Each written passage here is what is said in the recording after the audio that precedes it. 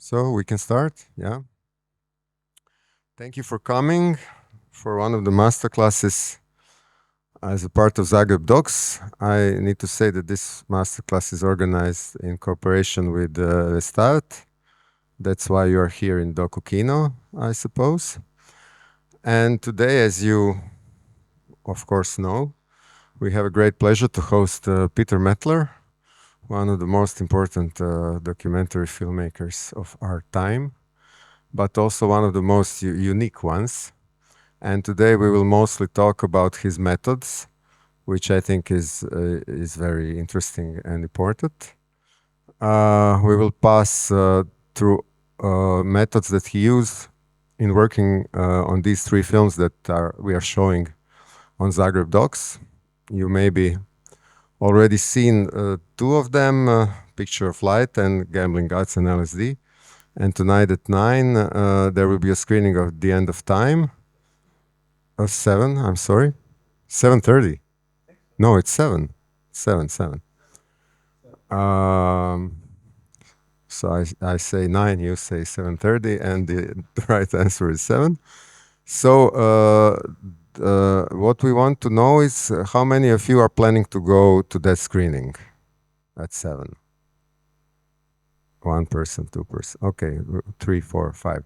Okay, we will try then to finish in time for you to go to the screening. So we have like an hour and 40 minutes. So please welcome Peter Mettler.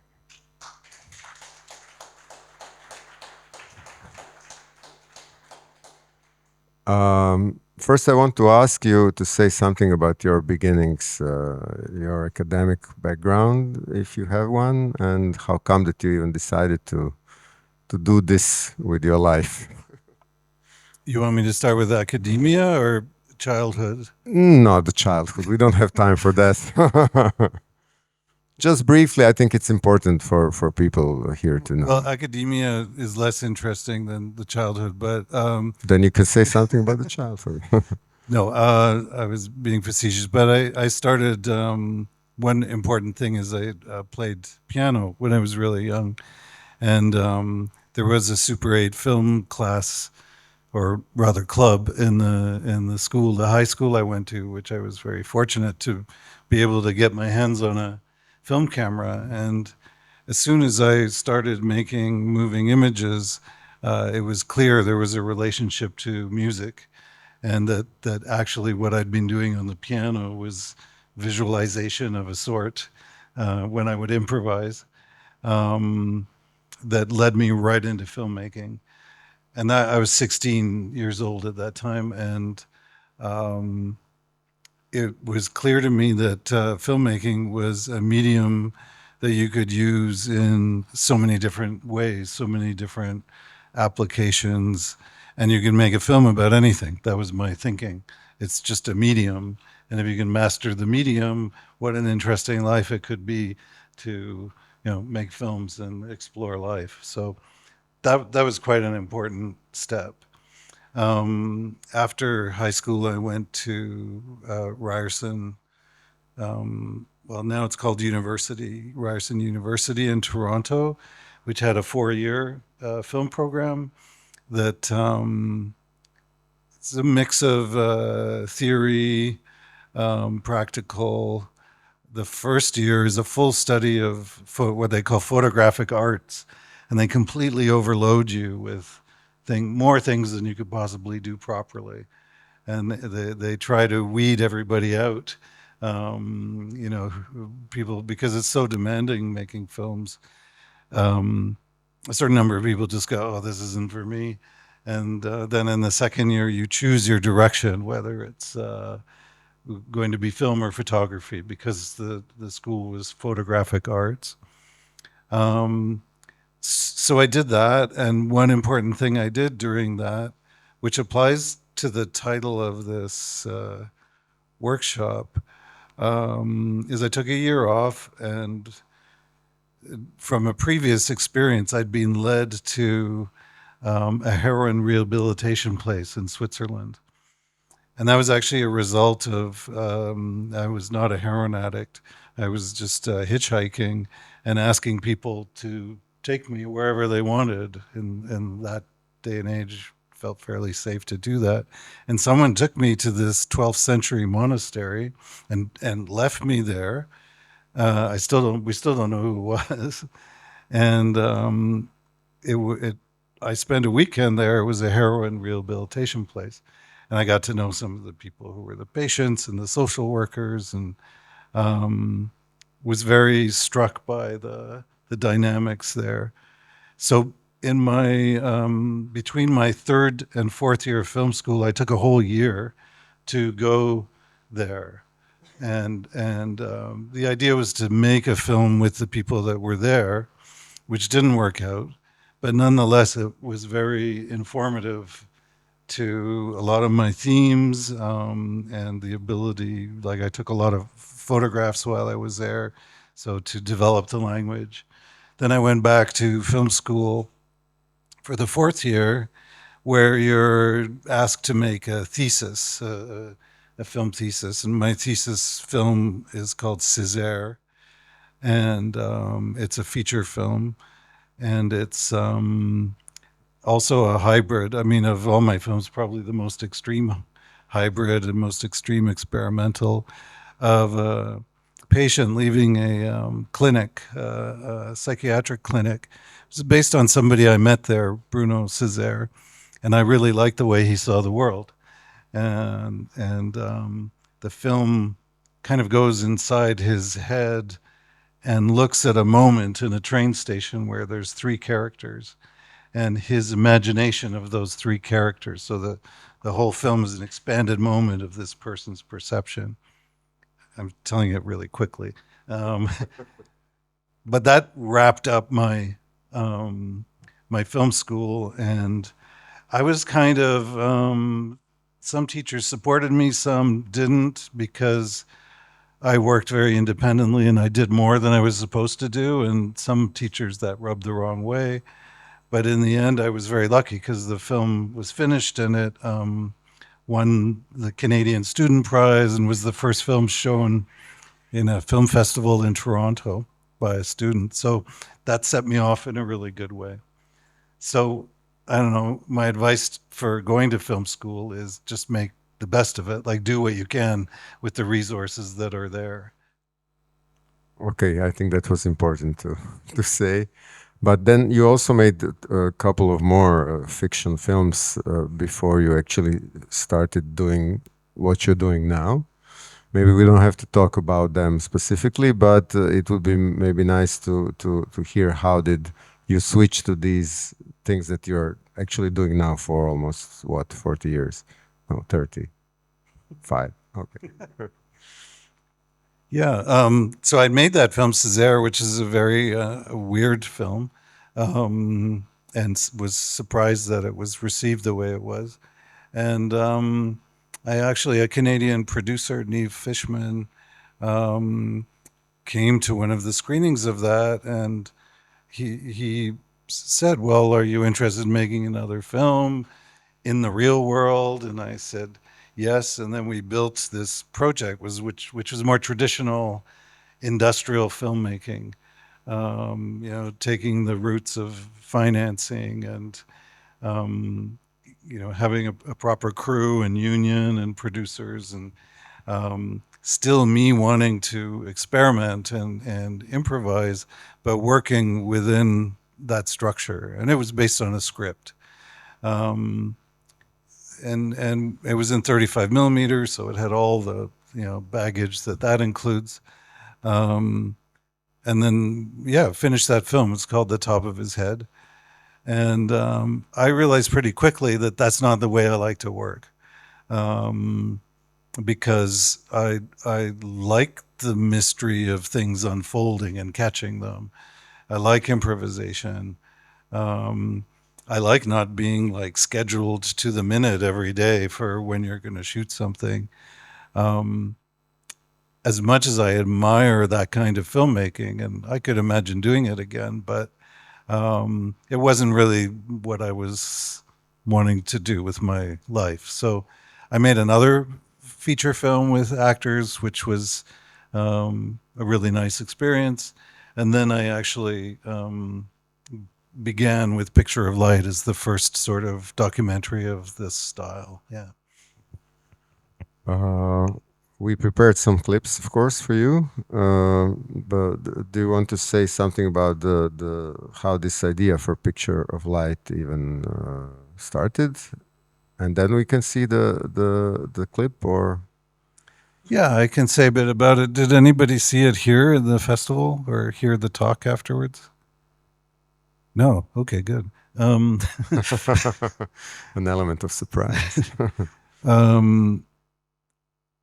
So, Picture of Light, I was actually showing Top of His Head in Europe, and somebody invited me to dinner, and this man named Andreas Zust was also a guest. It was just like friendly dinner thing.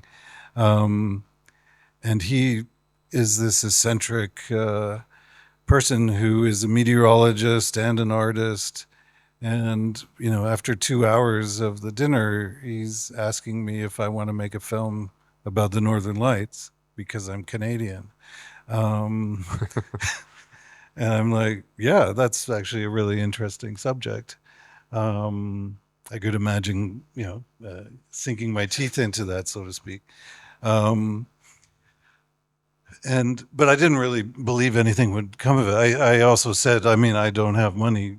We'd have to find the money, and can you do that? And he said, yeah, I'll look into it. And he did. And a few months later, called me in Canada and said, Peter, I have the money. Let's go to Churchill, Manitoba, which is halfway to the Arctic. It's like quite far north. And it's one of the best places in the world to see the Northern Lights because of the way it's like a donut that goes over the North and Magnetic Pole at like a band. So I said, okay, and we prepared this journey to capture the lights. And I did a lot of research about the lights, what they mean in different cultures and historically and scientifically. We tested all the camera equipment in extreme cold conditions because it was very, very cold. And it was kind of an adventure to go. And there was no script, there was no parameters of what the film needed to be, which was amazing. I mean, with Andreas, I said, well, what do you want? And he said, well, as long as the Northern Lights are on film. And so it could just be a short, experimental, whatever, Northern Lights on film. Or it could be like a TV half hour with some scientists talking. Or it could be a poetic essay documentary, which is what it turned into. So you made a mix of all of these things. In a way, in a way. And, it was actually, I was so lucky to have someone offer me that experience because it launched for me a way of working that was aside from the industry, because usually even in documentary films, you have to really outline exactly what you're going to do and even give examples of what it's going to look like and have a structure and like sell the film narratively, if you will.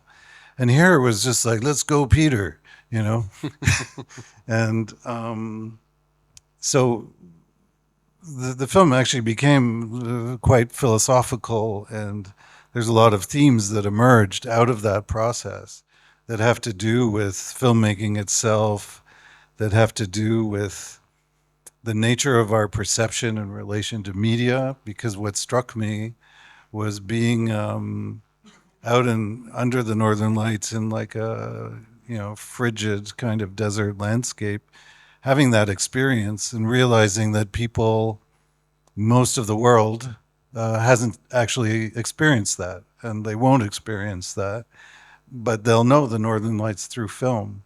But what you also said after the screening is, which is really important, it's 1994. So you couldn't go, online and see the pictures and shots of Northern Lights. Actually, not a lot of people have seen it even on film. Correct, yeah.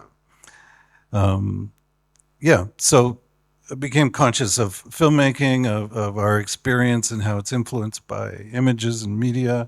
And that all became part of what the film was about. Not intended at the outset, So on the note of not intended, I guess we could show the first clip. Absolutely. So has anybody seen the film, actually?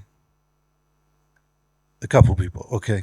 So I'll just like set it up a little bit. You know, we took a train that went very far through the tundra from Winnipeg and into the cold zone where Churchill is. And it just started snowing and snowing and snowing and snowing and blizzards. And like you couldn't even go outside. It was just a whiteout. And we were trapped in this motel, or they called it a hotel motel. And Andreas starts talking about his other trips to the Arctic where through a little hole in the wall, snow would come in and fill the entire room. And I thought, oh, that's something we could film. So we did. So that's the clip I'm going to show you.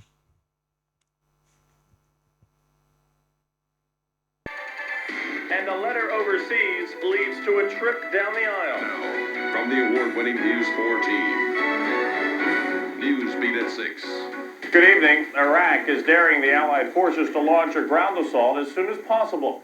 But the president's two top military advisors in the Middle East... We wait around, looking for something to do. Defense Secretary Dick Cheney and General Colin Powell huddled for 8 hours today with the generals who will fight the ground war against Iraq.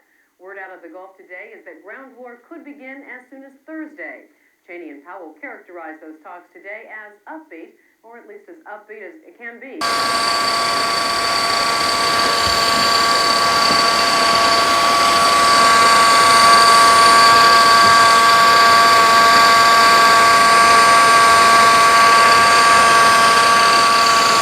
What are you doing, Gavin? Well, just trying to thaw her out so this slips down easy. So when we stick the bullet in, this will lock it and then slide it down. And what's the idea with this? What we're going to use it for? Well, load the gun and we're going to shoot a 22 hole about 18 inches up the wall. Hopefully we'll get a clear shot right through into the bank behind it. And from there, widen it to about 2 centimeters. And if we have about a 2 centimeter hole, the snow should be able to blow right in and form a rather unique shaped drift right through this room. Quite a massive one, quite a unique one. So it will make it a little bit higher. Yeah. Make it cross then. Then around it. Yeah.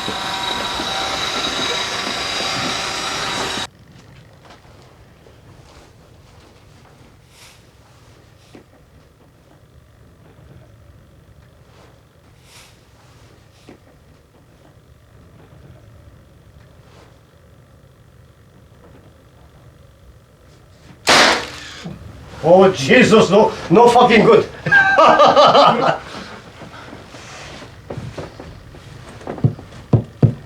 That's good. Well, it's okay. Yeah, sure. It's okay. Okay, now what are you going to do? Good. It's coming. Sure? Yeah.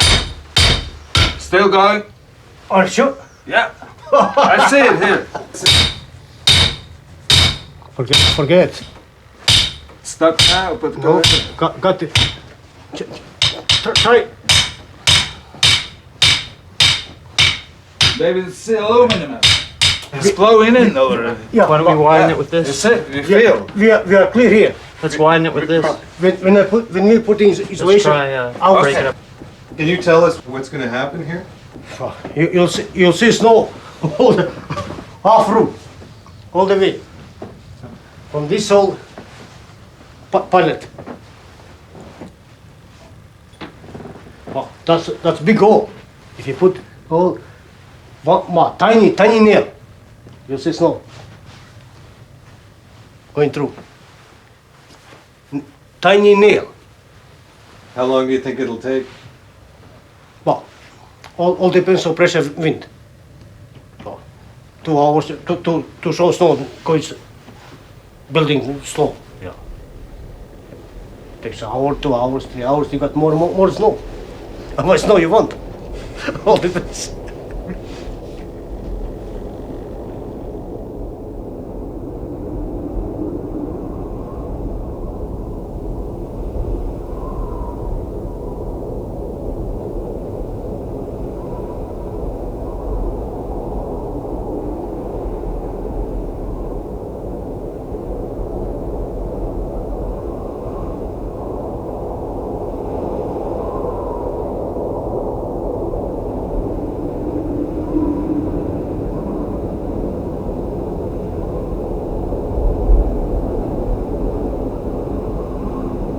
We continue to wait.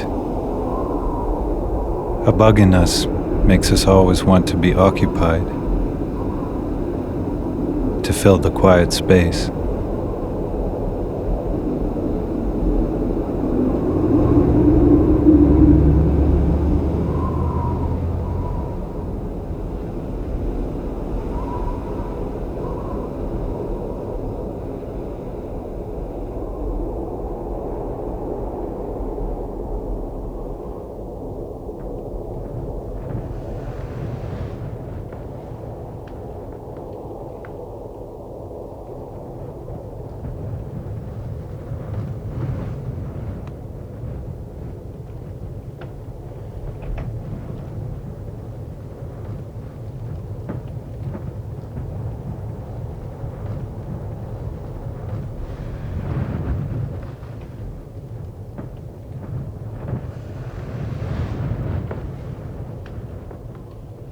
Our experiment thus far has only rendered a quarter-inch of snow. Nothing compared to what's going on outside.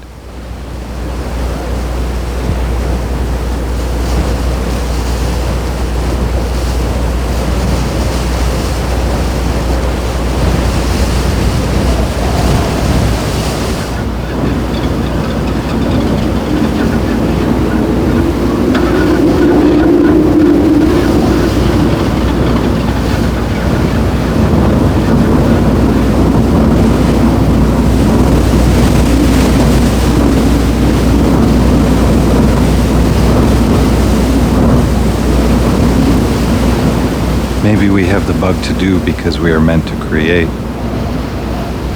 To know why may not be important. Just to be part of time, evolving, reaching, and reacting, like the weather.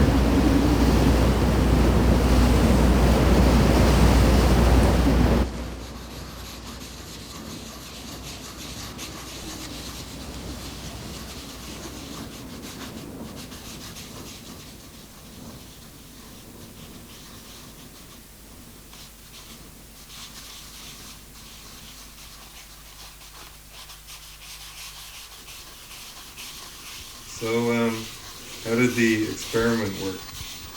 The snowdrift experiment?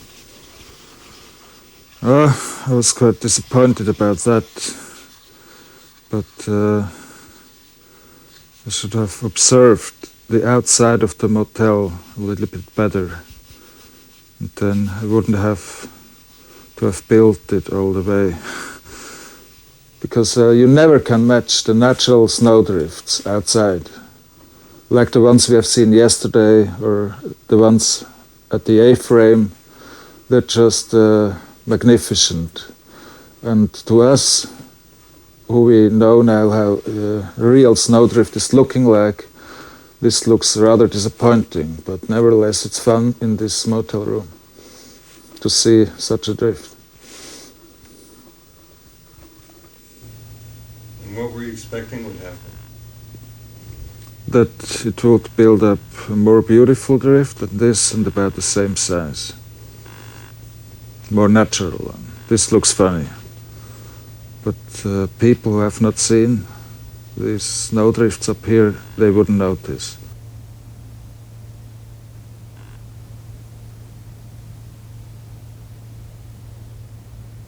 So you went there to film Aurora Borealis, and you ended up filming snow coming into a little hole in the room. I mean, you also filmed Aurora Borealis, but you decided to, include this unexpected an unexpected scene in your film? Yeah, I mean, the title that I had to choose a title really quickly for this workshop, and there's a line in the trailer for my new film that says, "I let life make this film," and so I thought, oh, that's kind of a good title for what we're talking about, which is letting things emerge and paying attention to them if they seem to resonate in some way, and then fit into the body that you're creating, the big composition. And in the case of this, it's kind of extreme because it really was, we were trapped in a motel and a lot of drunken people with this idea, and it ended up with me having to go out into the snowstorm looking for a drill in a garage, and almost getting lost because it was just white, and coming back without a drill, and then somebody says, well, I have a gun, and then you can see what happened. And it wasn't clear to me at the time, or maybe it was clear to me by the time that Andreas had built that snowdrift, that the fakery involved, because he's building something, mimics the dilemma I talked about, that you're watching a recording of Northern Lights, you're not actually seeing the real thing. So suddenly this weird scene actually had a purpose in the thematics of the film. And the funny thing is, even though there's like spectacular Northern Lights in the film, which you may not see today,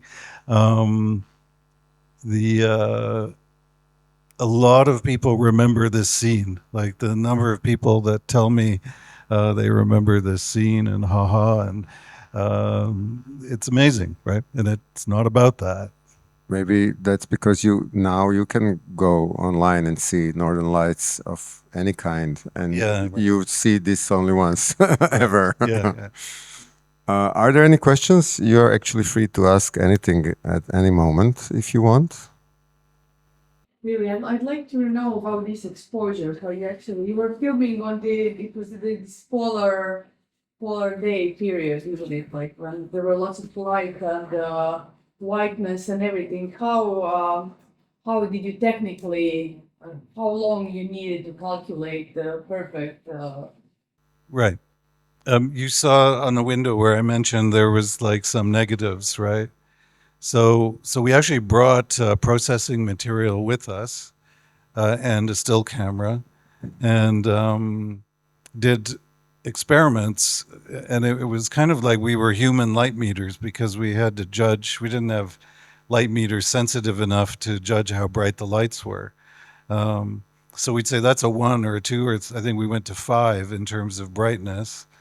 And then we did exposure tests, but they're single frame, so like a still camera. I think it ended up being 5 seconds at 400 ASA at the time.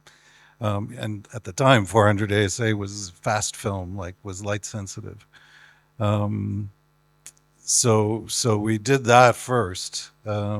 And then we put a camera out with an intervalometer. You actually see all this in the finished film. That's there all night, like every 5 seconds taking a new image. So in a way, it's animating the Northern Lights, and they go very quick afterwards. And my intention originally was to slow it down with optical printing, so rephotographing the frames. But I actually really liked the quality, the sort of one-to-one reality of how they were captured. And then we went back for 2 trips, and on the second trip we used 35 millimeter, and it was much more effective. And the funny thing is, like, if you get a smooth, 4 hours of Northern Lights at 1 frame every 5 seconds, and you play it back normally, it almost looks like the real Northern Lights. So there's some of that. Do you want to see some a little bit? Yeah. What kind of stock you used for? If it's not your personal, like was it like daylight Kodak or what was it? The film you used? You don't remember? No. Is it possible? It was film stock, like not still photography stock. It was film stock, and it would have been the highest speed available with the best grain, because grain's an issue with firing. But I don't remember the names of the stocks anymore. It's like 30 years ago. You mentioned that you decided to do this hole in the wall thing. And it's basically a general question that I am interested in is like the instinct of making the decision, especially if you shoot on film where your shooting time is very limited. And like this is one part of the question. And the second part is, do you believe in synchronicity or, tapping into something, or your presence provokes something or opens up something that is magical, and how do you maybe emphasize that? Yeah, that's a good question, and that's kind of where we're going with the whole thing. And picture of light is. We're starting with that because it kind of shows you the first time I had freedom to work like that, and how in subsequent films developed that, so let's call it an associative way of looking for your subject matter, and also in editing, of course. And I'll show you down the line some documents, like how I would prepare, because I consider it a kind of tuning, like you're tuning your sensibility, you're tuning your camera equipment, your crew, if you have one, to look for and react to certain things without knowing for sure that like this is going to be used, but it relates, so that sense of what some people would call intuition or spontaneity. Yeah, we'll get more into that. How about? Okay.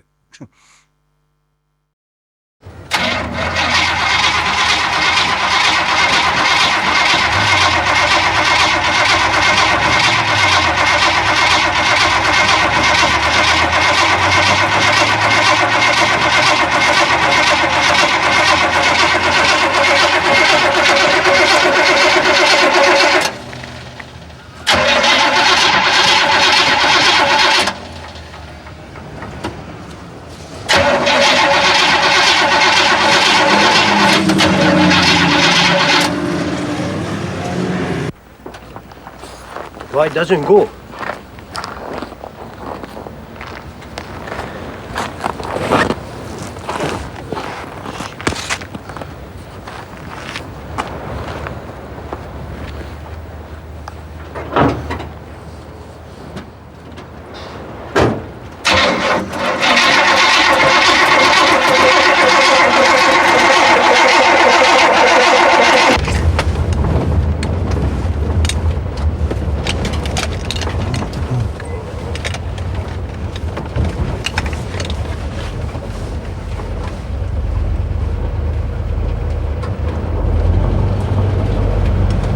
It was going on all the time, still flashing.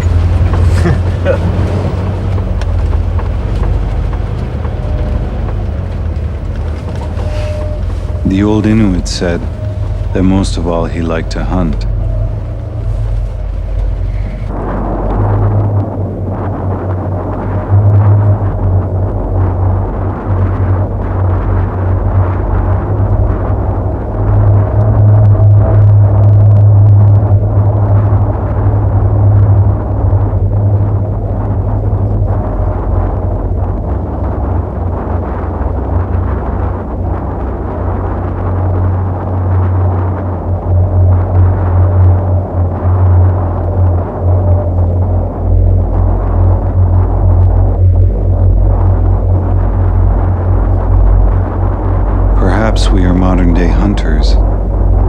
Having no need to capture our nourishment, we seek out other things.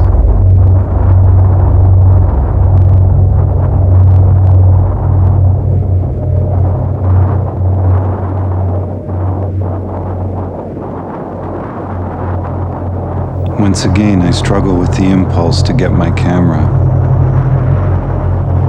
but to simply watch instead.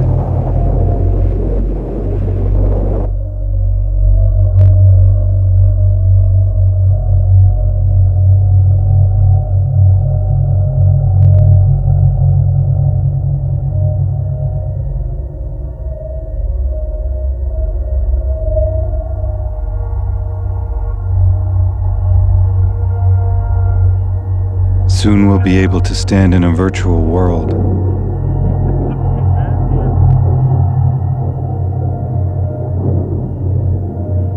One that we have created with wires and pulses. It will entertain us. It will keep us busy.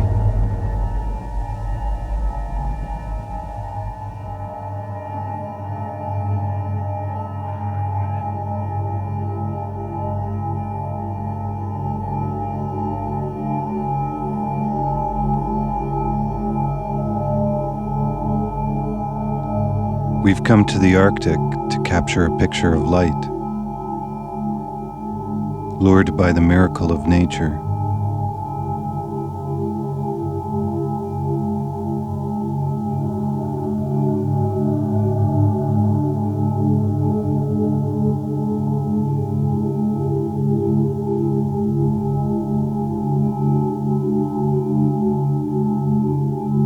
Living in a time where things do not seem to exist if they are not captured as an image.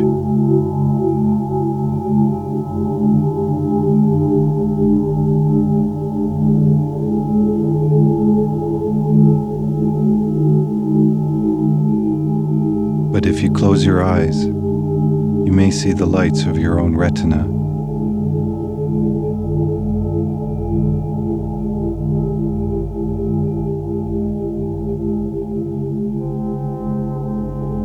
Not unlike the northern lights, not unlike the movements of thought.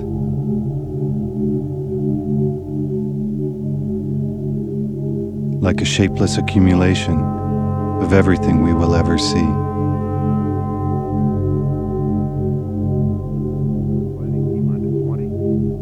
Body flap and speed brake in the launch condition. Sound suppression water system activated.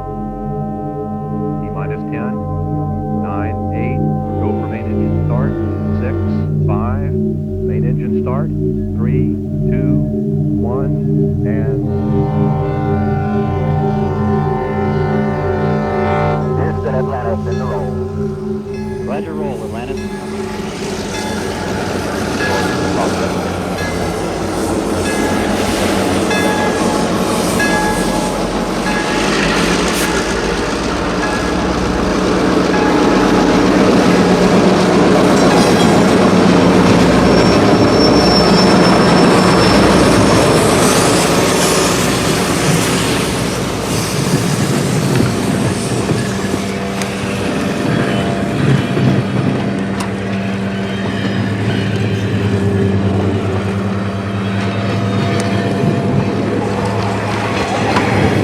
Altitude 68,000 feet, downrange 8 nautical miles. Atlantis now traveling 1,705 miles an hour.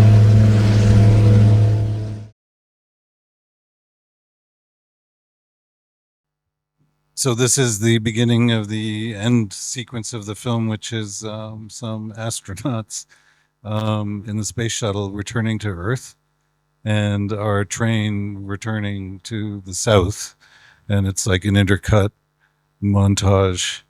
The astronauts are introduced earlier in the film because they're looking at the northern lights from above, down on top of them, and one of them is describing scientifically what the phenomena is about. So I think those two clips give you an idea of how things are collected and then kind of composed on a number of levels at the same time until you have a finished product.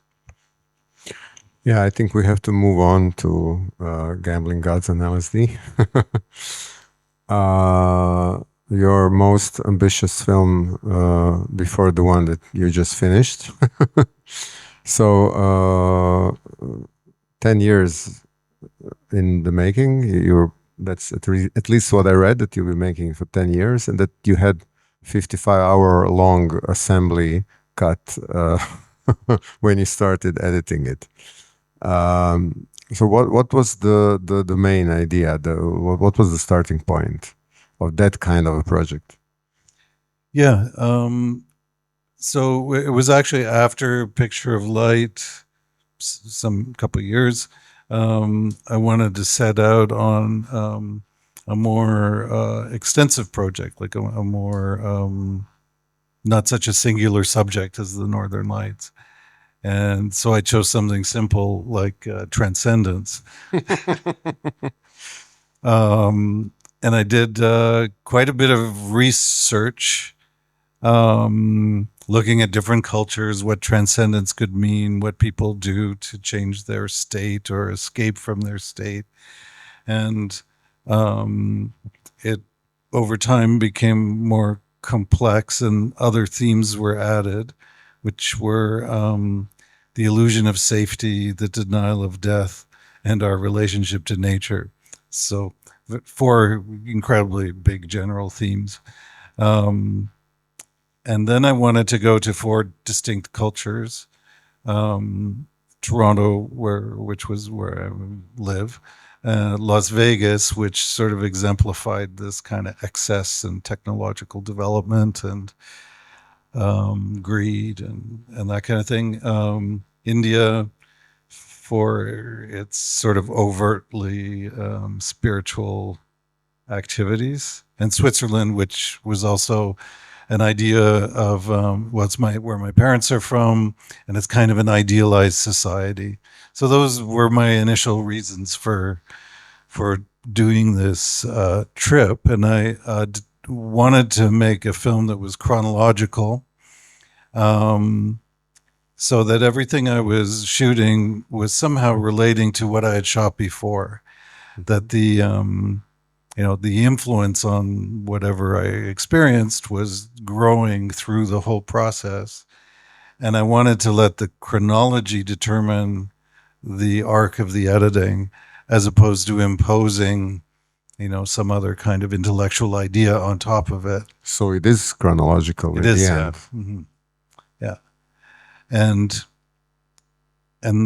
I wanted to be spontaneous, and what we just were talking about, like to work in that way, which is very, very hard to convince anybody to give you money to do, right? And that's part of the 10-year part, is the, developing it, researching it, finding ways to talk about making films that way. And finally, together with my producers in Canada and Switzerland, Cornelia Seitler and Alexandra Gill and Ingrid Veninger, we created a document that outlined strategies. And it's actually was very unusual at that time to say, this is how we're going to make the film, and this is how it's budgeted. These are the time blocks. This is what is expected lengths. And on top of it, here's a script that's fake. It says right at the top, it says, like, this is not it, but this is what it could be like this is how it would feel, and that started to work as a document for people. But did you really plan to shoot it for 10 years in the beginning? Well, I wasn't shooting for 10 years. Okay. A lot of it was the development. Yeah. I think, the shooting was over a couple of years on and off. The editing was a long time. I think it was 3 years. And some of the shooting was during the editing. So India was the last thing we shot. And we'd already, at that point, organized, let's say, all the material that had been shot previously. And because it was a mix of film, like analog film, and early days of mini DV, video, and we didn't have a lot of money. It was incredibly complicated post-production to be working the two of them together, and in PAL and NTSC, because we were co-production. So a lot of time got absorbed in just the logistics of managing that material. And the 55 hours you mentioned was after everything had been done. We made an assembly of what we thought was interesting, good, usable footage, nothing repeated. And that was a surprise, especially to me, that there was that much. How many of the footage did you have if 55 hours was like something that you could use? The funny thing is not that much more, because the way I was shooting was not doing repeated takes, not doing a lot of coverage on single subjects, and that's why it added up. Because in another process of filmmaking, you might shoot 200 hours on a single person, and then find your way through it. This was not like that. It was more almost like 1-to-1 a lot of the time, 2-to-1 shooting ratio. So if you think everything could be interesting, then it really adds up. But it was a challenge then to make the choices of what stayed in and what didn't. And there's many things in the film that are one image that were a whole scene at some point. Yeah. Let's see the clip, and then I have lots of questions about. Yeah, you want to see that?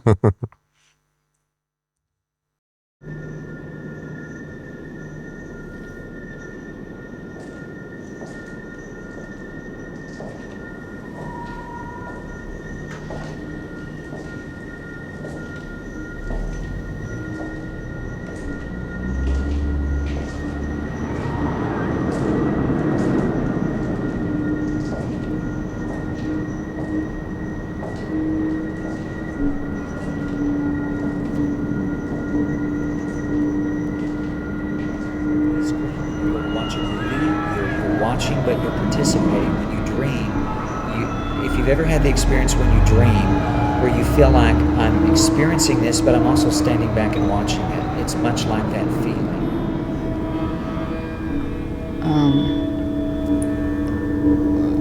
Like there's nothing more cathartic than having an experience for me, and then being able to identify it outside of myself.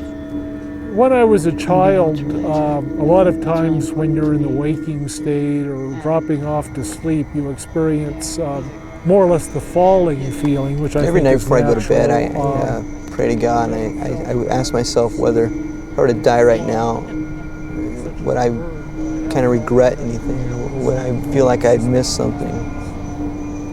And usually the answer is I could die right now, I'd be all right. Well, I have a recurring dream about being on airplanes, but that's not what you were thinking about. No.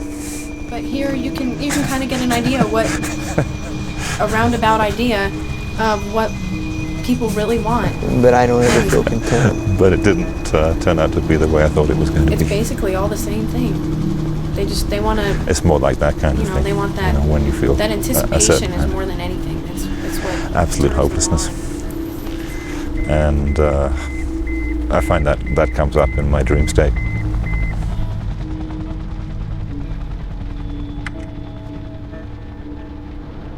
My dreams are mostly dead silent. The only times when there's noise in my dreams, it's when something around me while I'm sleeping is kind of sinking in. Like one time,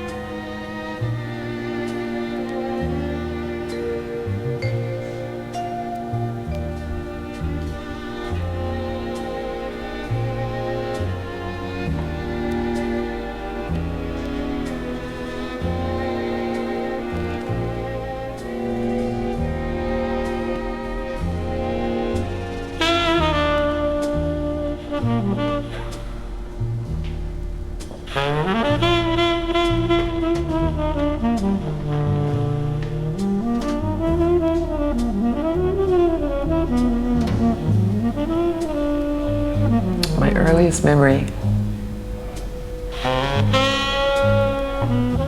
Birthday party, about 3 years old.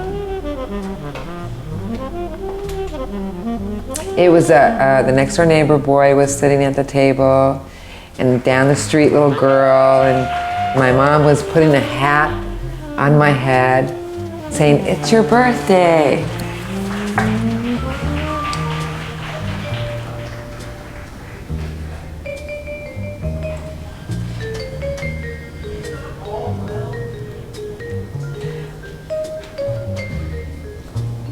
I really want to be in a place where love can exist over hate. I don't want to be in duality. You know, I want to be in love, and it's not here.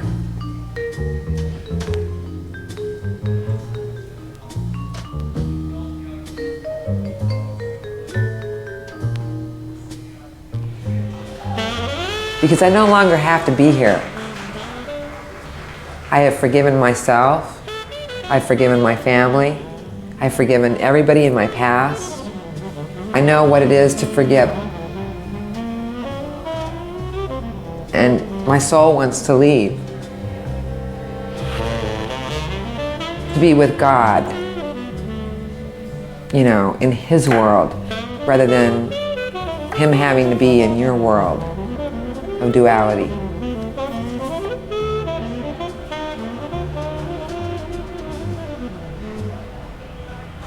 I just don't see where it makes sense to lose your ego or to be enlightened. I think enlightenment is definitely for when you die. It's a search we all go on, but it's a tightrope. And once you get there, if you fall off that tightrope, you go through a very big struggle, mentally, physically. I mean, I've done things that were out of this world. I have felt Christ's scars, open wounds. They didn't hurt, but they were like air. And they, like, on my palms, my hand just kind of opened up, and I just laid there, and I knew exactly what it was. I knew that I was feeling Christ's scar. But it just happened one night when I was watching TV. I wasn't meditating, you know, I didn't know how to deal with it.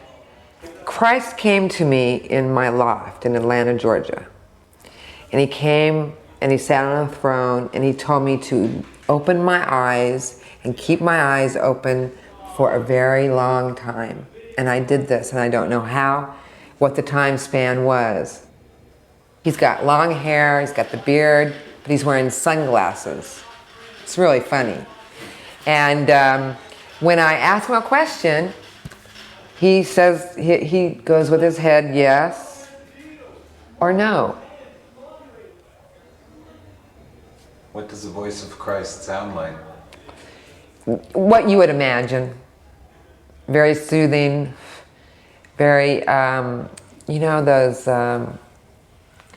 those voices on documentaries for PBS, nature voice, that type of voice.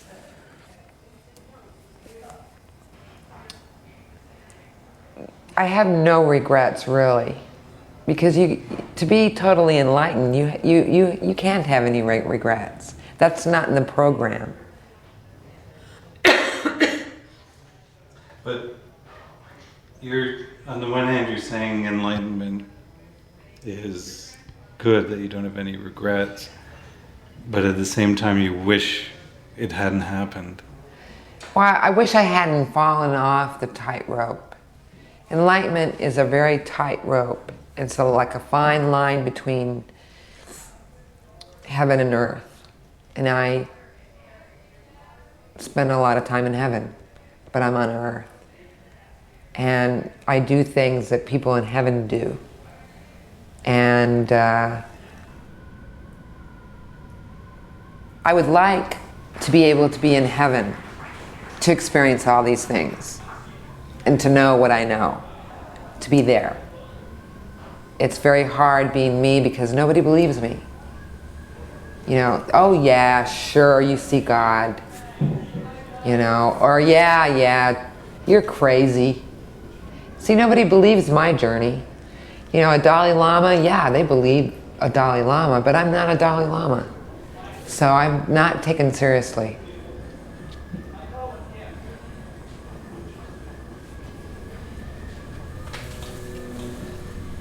Is there anything that you're afraid of? I'm afraid that the psychiatrists are right, that I'm nuts, that I made it all up in my head. Have you ever had the feeling of flying with your own body? No.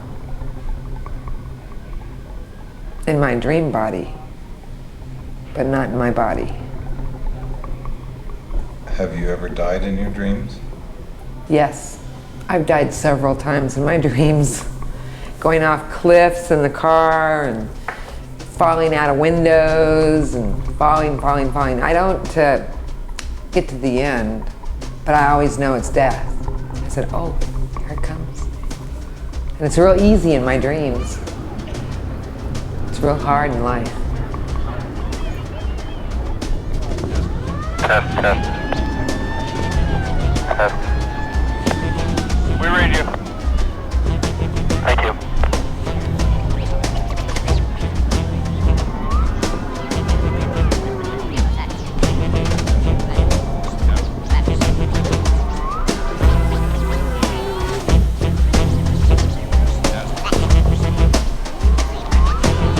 Gentlemen, we pray for a safe job. We thank you for all you have given us, and we'll give you the credit. Amen. Hey guys! Hey! I don't care. I'll take mine. Get in there.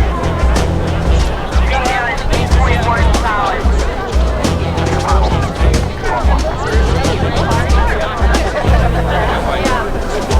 No wind. This is incredible. No wind at all. Hi! Violet! Have a nice afterlife.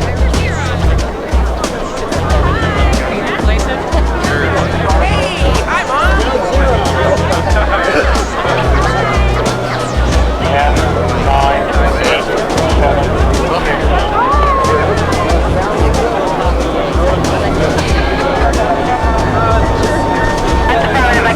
7. Yeah, I remember that story kept changing. How old? Yeah. We have no way of getting up there and getting them now. It's got to be a judgment call, I guess, for myself or yourself.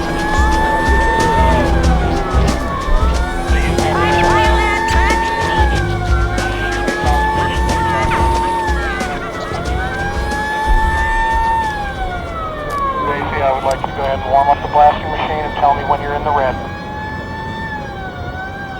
Okay, I'm ready.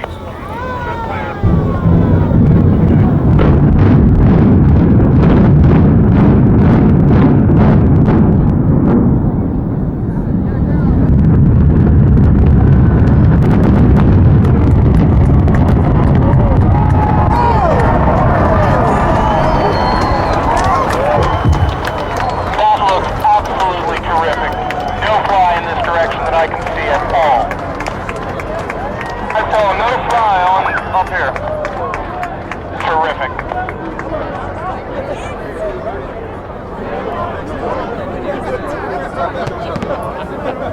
The low ride sucks up a lot of that dust.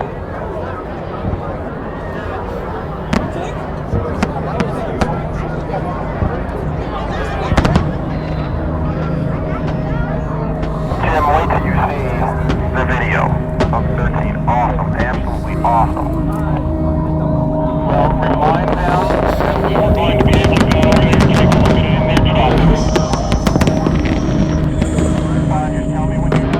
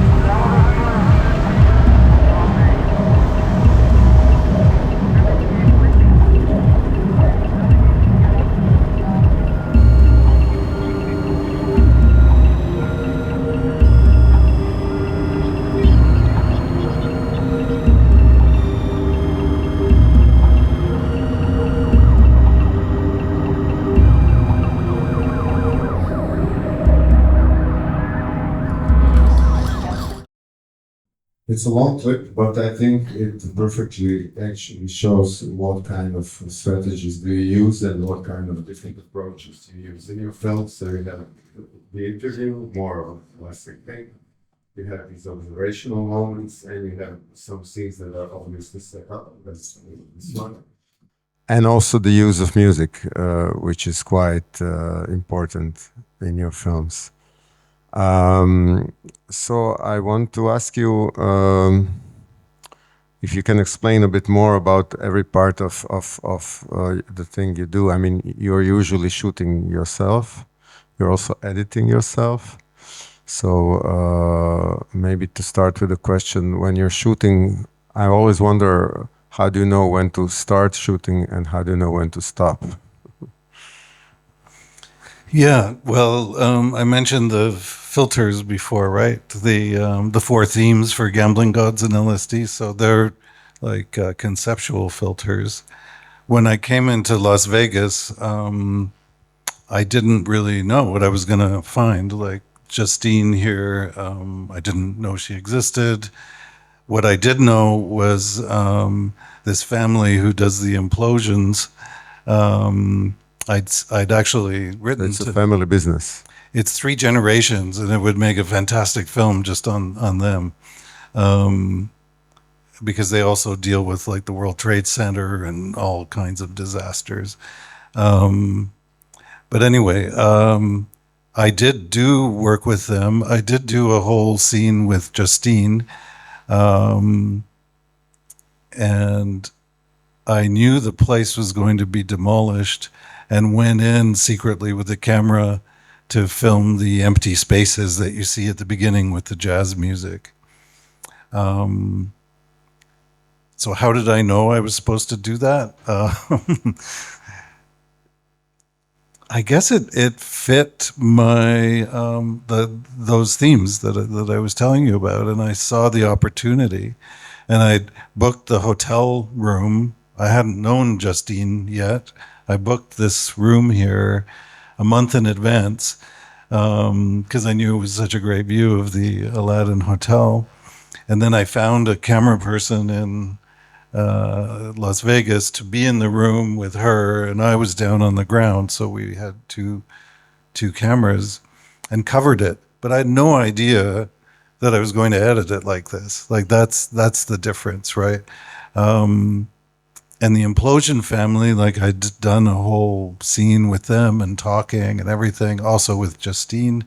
It all gets thrown out for these little moments that become part of the weave that you experience here. And in the film, this would be one of the biggest weaves, like biggest intercutting sequences. And the interview with this other woman? Oh, with Ava. That's right. So she was the last person I met, basically leaving Las Vegas. Somebody had told me about her, and I wanted to get in touch with her and never could. Then finally, on the last day, we have this talk. And again, I don't know what to expect. It was just someone said, "Oh, you should talk to Ava." And an interesting note, just for editing, is that she's in that room with the drink and the colorful table, and every once in a while you hear applause, and it sounds like the applause for the jazz music solo, but in fact it was applause from the next room where there was a poetry reading. So that sound was on her voice, and we couldn't take it out. So that piece of music is actually built around the applause that was interfering with her track, and then became also the intro to the scene. So that was like part of the editing challenge of that. But how come that you shoot yourself? Because you want to be also free to, change your mind, or? Well, I mean, it depends. I like shooting with other people too, and I also like me not doing the camera sometimes. But in a film like this, which was exploratory, and I don't know what I'm going to shoot on what day, it's a lot to bring a person along. if you do it professionally, it's very expensive to bring a crew along, and that wasn't. But how big possible. was the crew on Gambling Gods and LSD? I was alone here. And you were doing everything, sound, picture. A lot of the time, and then sometimes I would because you see with Ava, you see a video. 2 cameras. Yeah, there's a video and a film camera, and so one of the first people I met there was a sociologist working in the university who became very helpful, but no training in film, and I would just ask her, like, can you just hold the video camera and like maybe look for details sometimes, and I would turn on the film camera when it seemed an important moment, because obviously film's very expensive and you can't even carry that much around with you. And the other thing about doing camera alone, of course, is it's your response and it's your framing and it's your emotional connection to the scene that you're recording when you're doing your own camera. And there's a direct line between the subject and the filmmaker. And often you're alone with your subject, and that's a very different situation than having, 3 other people with technology in the room. It will intimidate people more, So there's a lot of reasons for doing that. And the editing, you also like to do it yourself? Not entirely myself. So Gambling Gods was co-edited with Roland Schlimme, and we edited tag team for a lot of it, meaning we were in Switzerland in a remote, semi-abandoned hotel for 2 years, and he would edit during the day and I would edit during the night. So it was almost like 24-hour editing, and you would never see each other. No, we would we would cross over and look at what we've been editing, and sometimes he'd take what I was working on, or vice versa, and slowly this thing got built, and we'd have screenings with people. But how do you approach your editing process? What is the first thing that you do? Assembly. Yeah, but with pictures, you're thinking about the narration or the visual part, or when did the voiceover comes into play, when the music comes into play? Is it all parallel, or? Well, it's all being collected during the process of making the film already and shooting. And I'm keeping a diary of words, and sometimes it's very just sort of perfunctory, like today we did this and blah, blah. But often it's kind of thoughts around what's going on, philosophical a little bit. And it's one document, I just keep adding to it. And then there's the film that's being collected, there's the audio that's being collected that's synchronized, but also audio that's just collected for sound effects or for people talking or whatever. And then the first steps in editing are very organizational. And like I said, chronological in this case. So you're doing everything by chronology and then creating timelines that have all the material in it. And the first step is just like selecting by hierarchy the things that are like you just love, are excellent for whatever reason, things that apply to the themes, things that are usable but you're not sure why, and then stuff you don't think you'll use. So our original first timelines are all like that. And then we start pulling out of those to make the assembly. And during the assembly, we start adding music and voiceover elements. And then for the rest of the editing, we're working with all the elements all the time. So it's always a complete sequence, if you will, where like this was edited quite a bit. There was a lot of variations on it.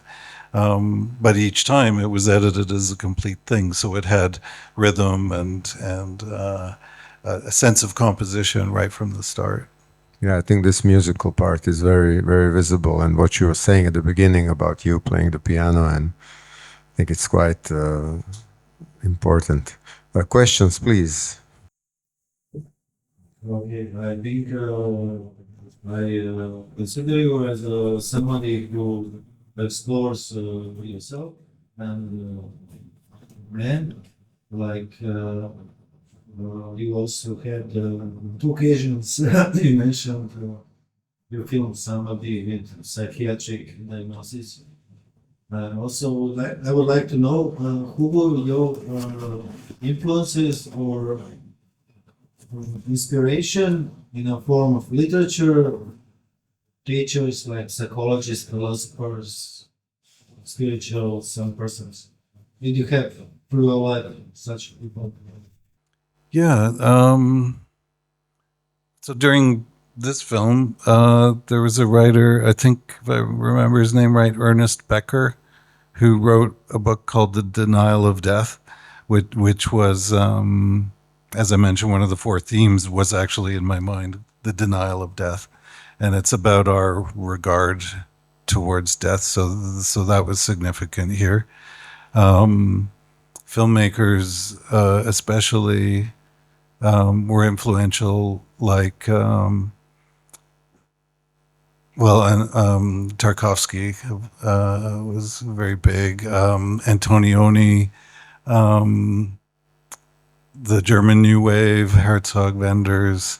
When I was in school, they were a big influence. Nicholas Roeg. And then the American avant-garde, because one of my teachers in school introduced us to a lot of avant-garde, like Alastan Brakhage, Michael Snow. I don't know if those names are meaningful. So that had more to do with the medium itself, like a consciousness around using film and recording images, which you can see in Picture of Light. So that was influential. That year in the heroin rehabilitation place I mentioned was very influential, but that's not a writer or an artist. That was just an experience to be between therapists and patients in a real environment and have the, whatever you call it, like the freedom, the luxury for not having a responsibility or being pegged as one or the other. So everyone would talk to me freely and openly. Yeah, there's a few anyway. Another question? Maybe I would be interested, sorry, why you were that much influenced by this place with the heroin addicted and these other people. Like, there's a lot of suffering because I'm from Zurich. We had the biggest heroin addiction for 20 years. I know the place, I grew up with that. So what was fascinating at this place, very bad, these 2 kind of people. What changed you there? Well, I think it was, I mean, I was very young when I was brought there, like 17 or something, like in high school still. But seeing these actually what I felt were really sensitive people, not criminals, not drug addicts, not people you should be afraid of, but actually really sensitive people who had gravitated towards this drug experience in one way or another because it brought them a high or because it brought them peace, or, I mean, heroin's a very powerful, warm experience. So that attraction to that, first of all, was very profound, but also how wrong it turned, you know, because heroin addiction comes on so quickly and it can destroy your life, as we know. And, you know, these people also had to get into crime and prostitute themselves and all these things. And it was kind of, for me, who grew up in the suburbs in Toronto, a new perspective on a layer of life and human reality. Yeah, I wouldn't have got that in regular school, you know. And also the people helping them were very significant, you know, because they were really trying to to figure out how to, get these people back on track. Another question, maybe? I'm curious, you mentioned a little bit about how you work with voiceover, and if I understood you correctly, it's something that also happens organically during the shooting process and not written beforehand or in the post-production, but it's thoughts that are coming to you while you're shooting? Is that correct? Yeah, during different parts of it. So there's that diary I mentioned. And then sometimes reading stuff and I'll excerpt the quote, like in the new film, While the Green Grass Grows, there's a number of quotations from other writers because I wanted to let culture, besides my own experience, enter the film and the things that are influencing me, I guess. But it's kind of an arduous process that results in just a few lines sometimes. Like Gambling Gods and LSD has a very limited number of actual voiceover lines. But the collection of it, the editing of it, the reduction of it, the performance of it is very, takes a lot of attention to get it where you feel it's okay and not pretentious and not preaching and delivered properly. And it's kind of annoying because it, like, the words take so much attention, and always when you're in a film, like if someone's speaking, your focus goes to the words. But I would have, in the olden days, like Picture of Light has probably the densest voiceover of the films, but I'd have a physical table where I would print out things and cut them out and like actually have them movable on a big desk. So it was like one level of the editing, what is being said where, and can that move over here, and that kind of thing. I really like working with Post-its and maps where I can see the whole thing at a glance. And computers are hard to do that with.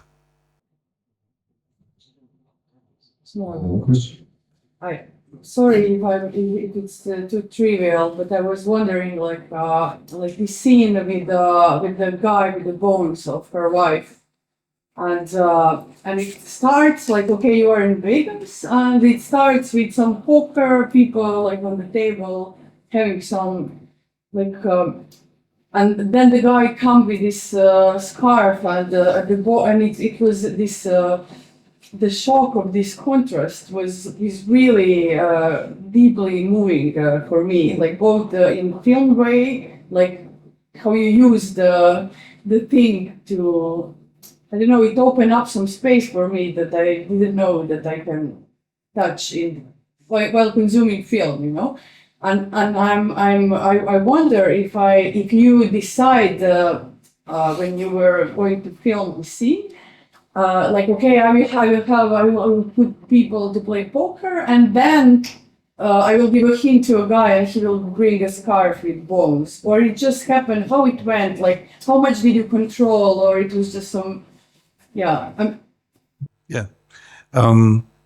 It's a good example, again, of going with the flow and seeing what happens, because I had made a trip to this place, Crestone, Colorado, to talk to someone that I thought would be relevant to the film. And then it turned out that she couldn't do it, and it was fine. And she said, but you can stay at my friend's house. And he works with Tibetan Buddhists, and he documents their rituals and things. I thought, oh, that's great. So I stayed at his place. And then he said, oh, yeah, well, we're having a poker game tonight at so-and-so's house. Do you want to come? And I said, yeah, okay. So like suddenly I'm at a poker game. I don't know anybody. And then I realized that they've had this poker game ritual, as you might sense, because his wife had passed away. And while she was dying, they would gather and play poker, and she would be in the next room. And that was fine. I wasn't filming. I was just there. And And then I thought, oh, that's really interesting. And then anyway, I was leaving town, and Jose, the man who brings the bones out, I just by chance run into him on the street.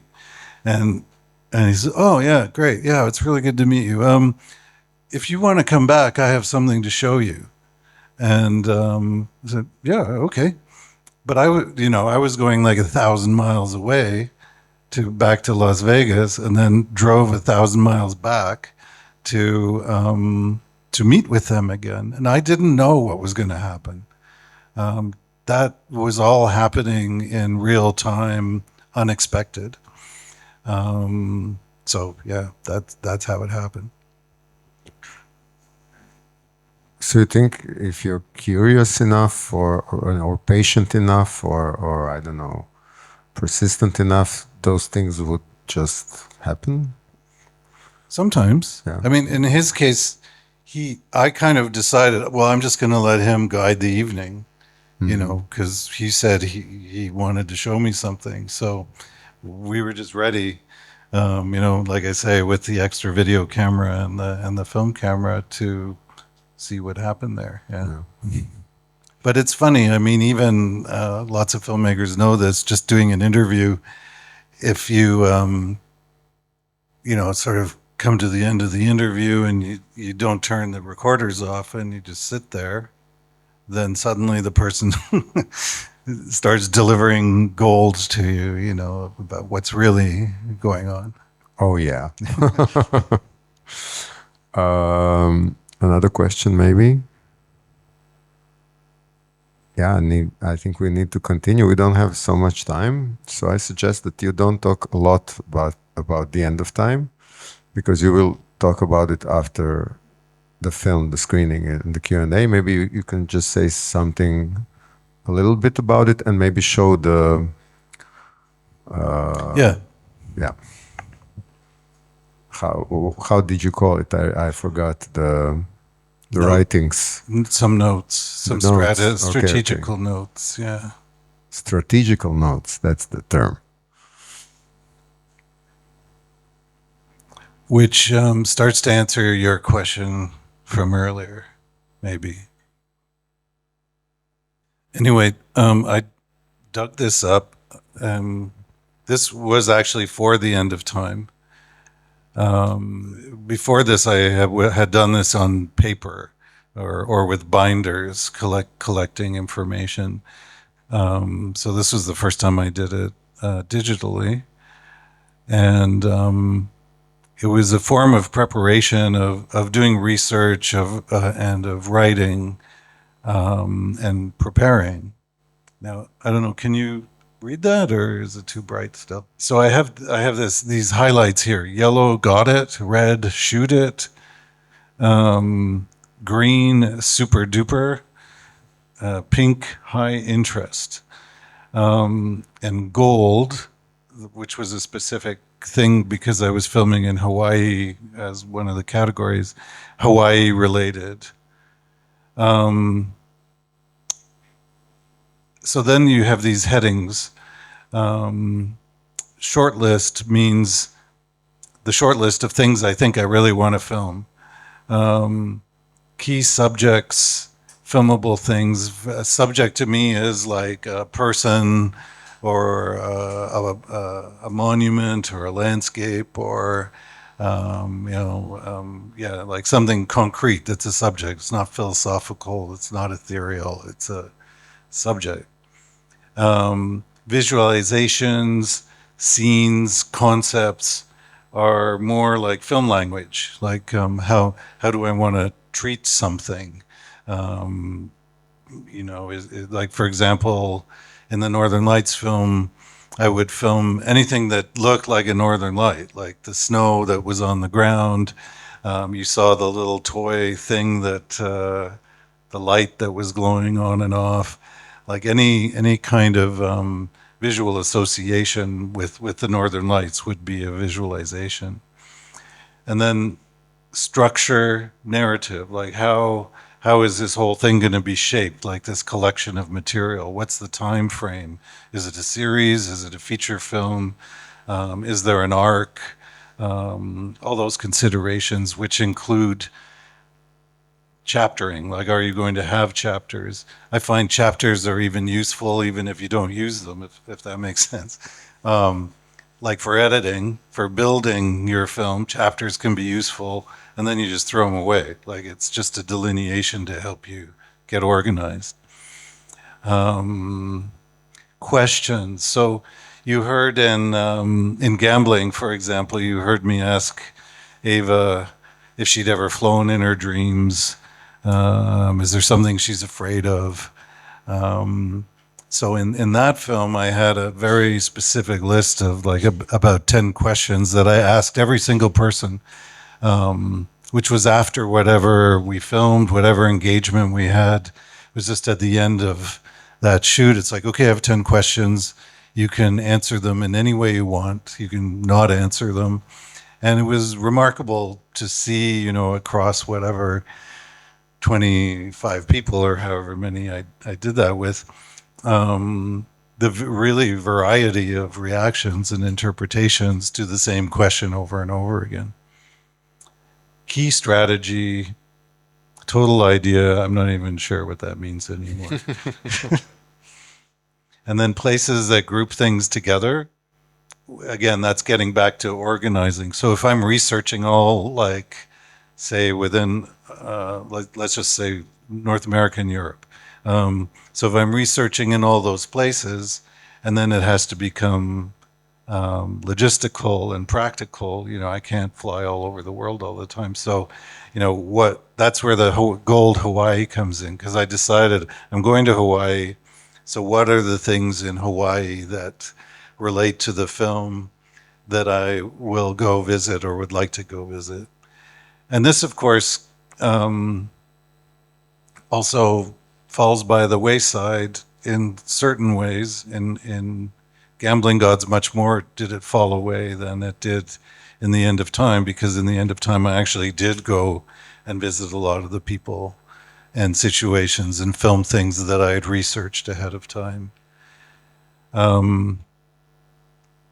So, I mean, you can see how long this is. Like, this is the short list. These are the key themes. And you wrote all of this before you started shooting? Yes, okay. And some during as well, yeah, but mostly before.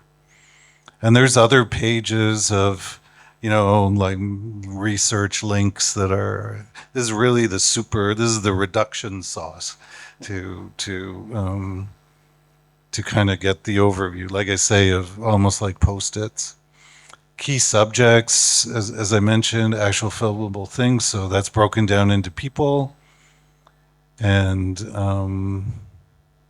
lots of people. But you didn't shoot all of them and interviewed all of them? Barely any of them in the end. Like, there's a UFO guy in Switzerland.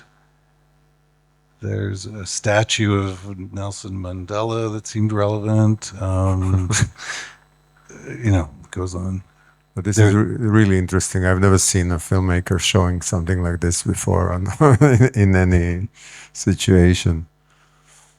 Mark Akbar's clock friend in Toronto. So that was a friend who, you know, he said, yeah, you got to meet this guy. Like, nobody knows him. He's just like, his whole world is full of clocks. And so just things to remember, like, because how do you remember all this stuff? You know, how do you track your ideas? How do you track the interesting things people tell you? And, you know, getting back to your question, like, how do you know what to shoot? The more you tune things, the more it becomes apparent that this is relevant to my subject matter, you know. And over time, people call it intuition, but I don't really think it is intuition. I think intuition is informed by your experience, by your knowledge. Like, it may not be conscious, but it's in you for a reason. Like, maybe some of it's genetic and a lot of it is experience. Yeah, so I mean, it goes on and on, but those are sort of some. How many pages? 20 here. And this is a distilled version. Yeah, and here's like a things that are time specific. So Aletsch Glacier, CERN, which I did end up filming, radioactive life of nuclear waste, the Swiss auto graveyard, Hindu notions of beginning and end, how they affect astronomy, traces of age and out of faces, fear of aging, fear of death. Like if you see End of Time Tonight, it's all about time and different manifestations of time and different understandings of time. Actually, I wanted to ask you some other thing about gambling, gods, and LSD, if we have time. Yeah. I was always wondering about your relationship towards these subjects that you are filming, your personal relationship towards religion or drug taking, or Can you be more specific? Are you a religious person? No, I mean not in the sense of like following a doctrine or anything like that. I would use the word spiritual, which connects me to the forces of nature as I understand them.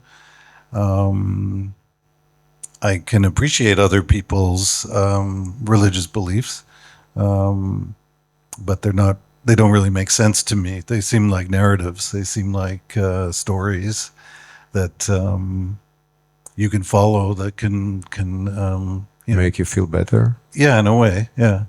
And I mean, we do that all the time, whether it's religion or something else.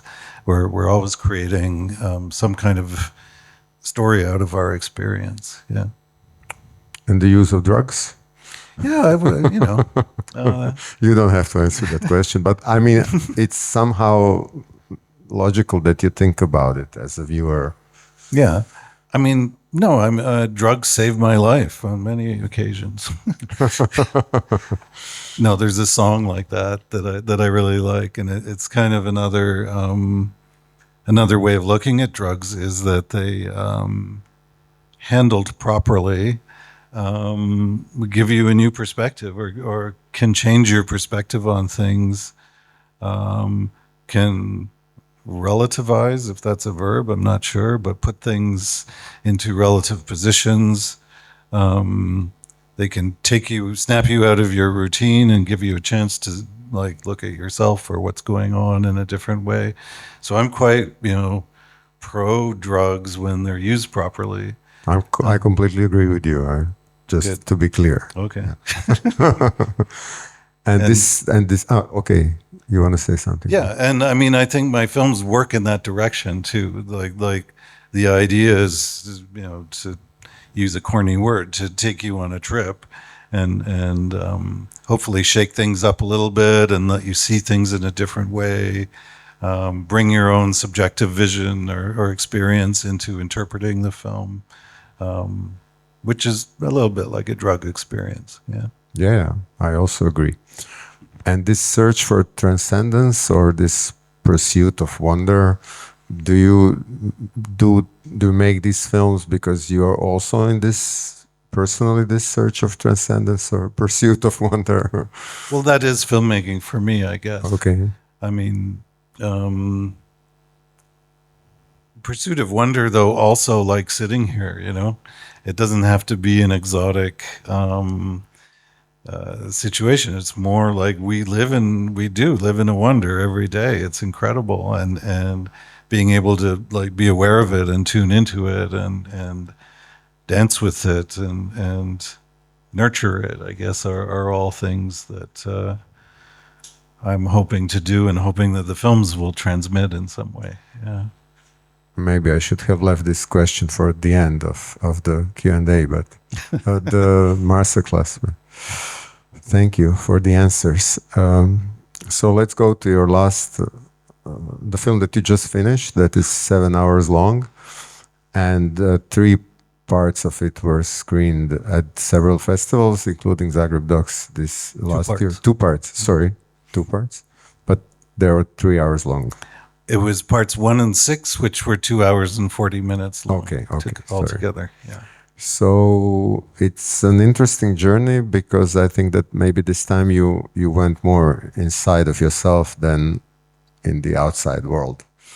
So if you can say something about the project. And so I wanted to make a film that was more like a diary, like the things that we've talked about already, following a kind of exploratory line and bringing things thematically into the film, but more extreme in the sense that I wanted to basically start looking out my window where I was in Switzerland at the time, and the people I encountered, the things that happened, became the stuff of the film. And I did have one main theme when I set out, and that was around the expression that the grass is always greener on the other side, what that means to people and how you can interpret that. And you can actually go quite a long way interpreting what that means. But anyway, I just started making this, and I had very little money to do it. And even one of the first scenes in the film is somebody giving me cash. It's like the transaction, like this amount of money is going to enable me this amount of freedom to make this film and, live at the same time. And then COVID came, and my mother had just died. I spent a lot of time with my father, and I was filming that. And then my father died unexpectedly. And I was invited to Cuba to teach in a film school. That became a whole part.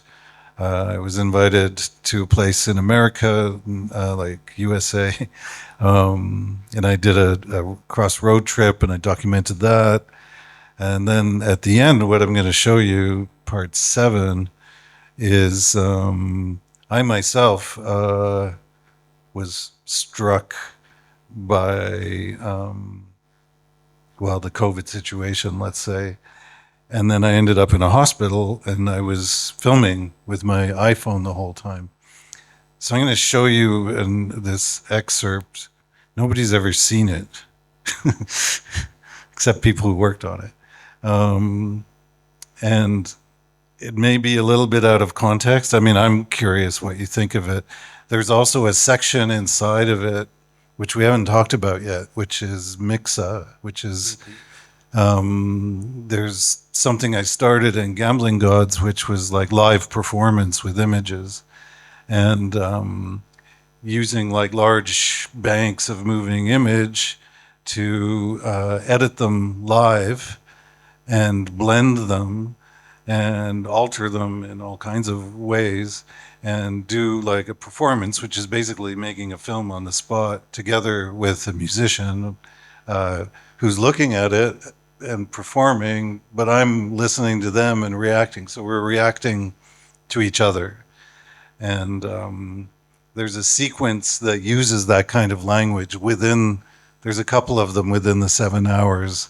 And in this one, there's a long one. So about 8 minutes of it is going to be that inside of the more traditional documentary.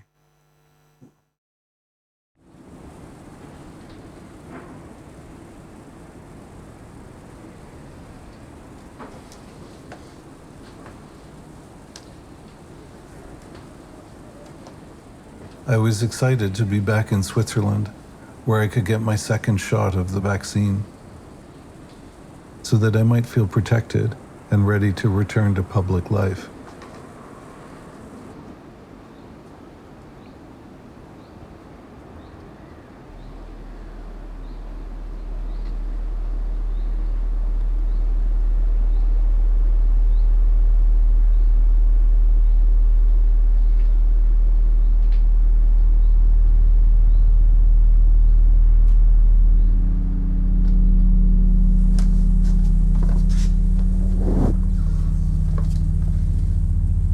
This night, I'm looking forward to doing a live mixing show again.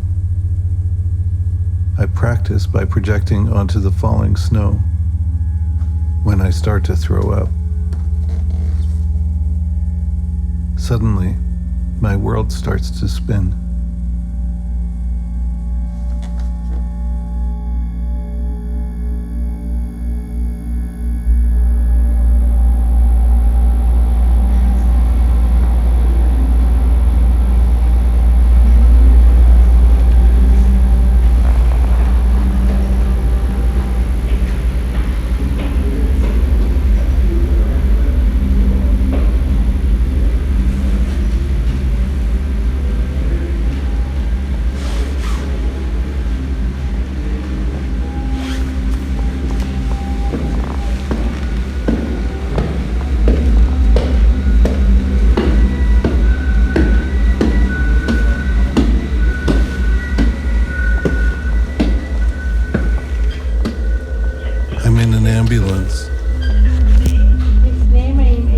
A hospital.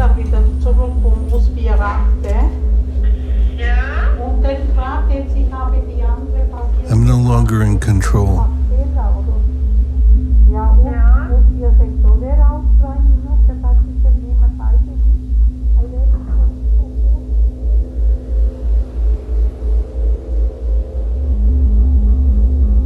Should I be afraid?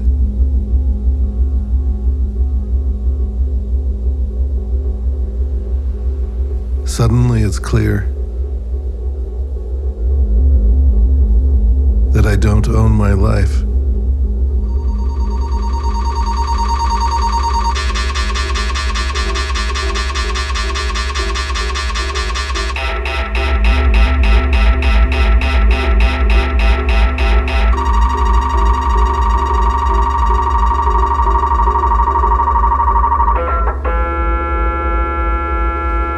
I don't own anything.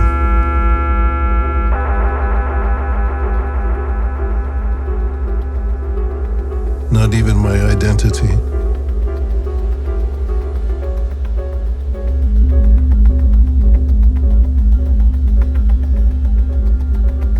Pulse and life is transferred into our bodies and maintains itself without exception until it leaves us again.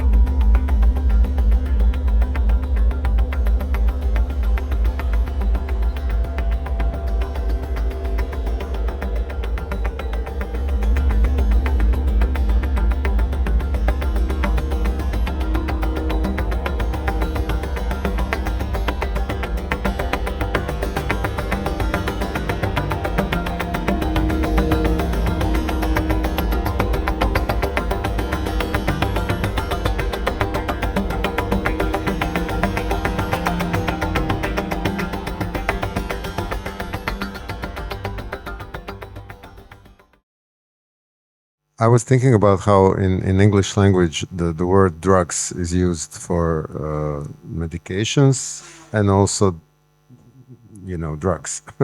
In Croatian we have two separate words for that. So, but it's very interesting how you managed to somehow depict this state that you were, try to depict the state that you were in. I think it works perfectly. Yeah. Can you explain the technique? What exactly were you? For the sort of the experimental or abstract stuff. At a sound mixing board, but instead of having sound on each channel, you have a moving image on each channel, and underneath each clip, you have a series of ways that you can manipulate the clip, whether that anything like color, speed, zoom in, create emotion, etc., etc. So you have 4 of those, and you can layer them and work it like a musical instrument. Mm-hmm. And in this case, there's also handmade animation that is on one of the channels. Mm-hmm. So it's a video mixer. It's a video mixing software that I was involved in designing, actually. Mm-hmm. And made with Touch Designer. If anybody works in that field, they would know that company. So maybe you can use it. If you can say a bit more about this film, why 7 parts, why 7 hours? Because it's a diary, and at a certain point, I had to decide to stop making the diary, because with a diary you can just keep going. So I stopped after. That was one of my questions that I wanted to ask you. How do you know when to stop? Yeah. Because we needed to edit, and needed to contain it. So it was August 21 when it stopped. And I mean, this hospital led to a number of other interesting things, including this doctor who was very philosophical about, he was a psychotherapist, and he was very philosophical about how we make meaning out of random occurrences, out of coincidences. And he kind of has the almost last word of this experience, which is built by association. And within it, there's many, many coincidences. So that's how it ends.